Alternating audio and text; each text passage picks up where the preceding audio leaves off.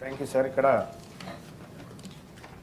బీసీల విషయంలో తక్కెలపల్లి రవీందర్ గారు పెద్దలు వారు రాష్ట్ర ప్రభుత్వానికి కొన్ని సూచనలు చేసినారు సార్. రాష్ట్ర ప్రభుత్వం కూడా సరైన చర్యలు చేపడతామనేటువంటి ఒక మాట చెప్పింది సార్. గత అనుభవం ఒకటి చిన్నది ఉంది సార్, దాన్ని చెప్తాను సార్. దయచేసి 2014 నుంచి 24 వరకు సార్ దాదాపు ఈ 17 ఉన్నాయి సార్ నా దగ్గర. బీసీ హాస్టల్స్కి సంబంధించి 3,915 కోట్లు కేటాయిస్తే సార్ ఖర్చు చేసినాయి 2,914 కోట్లు సార్.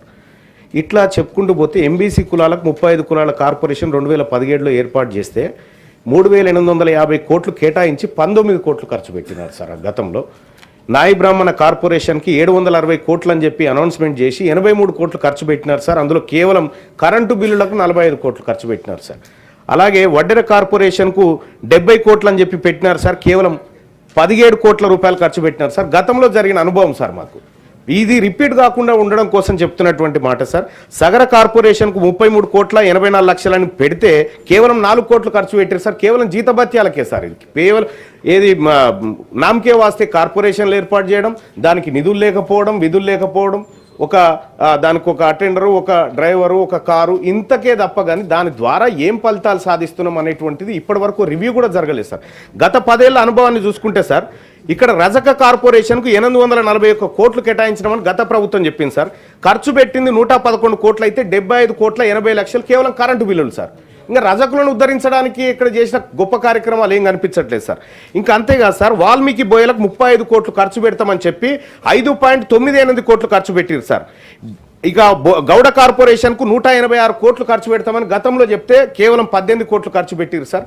ఈ రకంగా సార్ పోయిన గవర్నమెంట్లో అదే అన్యాయం జరిగింది సార్.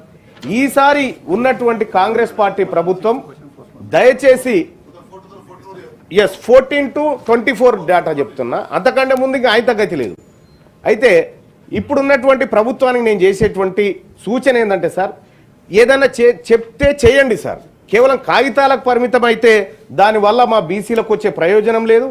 కేవలం ఈ సభలో చర్చించుకోవడానికి తప్ప దేనికి పనికి రాకుండా ఉంటుంది. ఓ స్పష్టత ఉండాలి, ఓ టైం బౌండ్ ఉండాలి. మేము ఈ బడ్జెట్లో దీనికోసం ఇంత ఖర్చు చేయబోతా ఉన్నామంటే అంత ఖర్చు చేసి తీరాలి సార్. ఇక్కడ అంకెలు వేరే ఉంటాయి, అమలు వేరే విధంగా ఉంటుంది సార్.